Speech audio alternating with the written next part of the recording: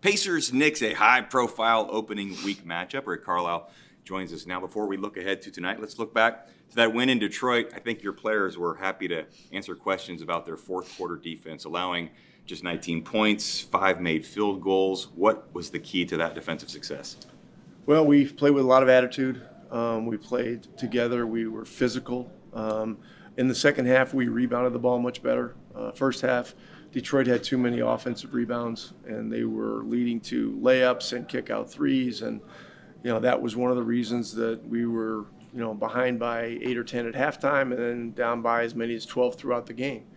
We're going to have to be better throughout the course of the entire game moving forward. You can't depend on just, throwing together that kind of a quarter, being down 8 on the road. And so, tonight's environment will be very challenging. For the second game of the season, this is going to be the closest you're going to see to another Game 7 environment. So it's a great challenge, but it's a great privilege to be here. And speaking at your press conference, you mentioned embracing this opportunity. How nice is it to have a test like this first week of the season?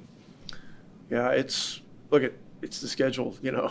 We are where we're supposed to be, and our first 10 or 12 games are in the top 5 in terms of schedule difficulty. So, this period is a really difficult period, and we're going to have to be really together and really doing things at a high level.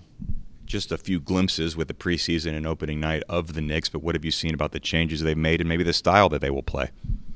Well, they're different for sure. There's certainly nothing easier about guarding these guys now that you have, another wing scorer in Bridges, and you've got a guy like Towns who can run around and make 30-foot shots and really kill you, on the inside as well. So, they've added 2 great weapons. This will be our first time obviously playing against, this unit that they have. So there are a few unknowns. We watched them in preseason. We watched their Boston game.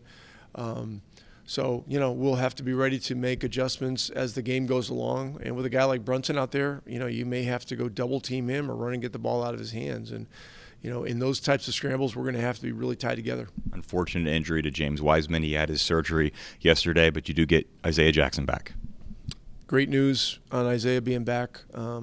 Very difficult news for our team, the organization, obviously James Wiseman and his family. His mom happened to be at the game in Detroit. She traveled with us after the game to New York. He had the surgery yesterday, late in the day, and surgery went well. Dr. O'Malley's one of the very best in all the world, and so, he'll make a recovery. I mean, I've seen a lot of players in the last few years make full recoveries from Achilles tears. J.J. Barea did it in Dallas. Dwight Powell has done it in Dallas, and Kevin Durant's one that people are very aware of. So he's a young guy, and he'll do well. This is going to take some time, and this will test his mettle in a lot of ways. But from everything we've seen from him this summer, he's got the character and the work ethic to do it. Appreciate the time. Thank you.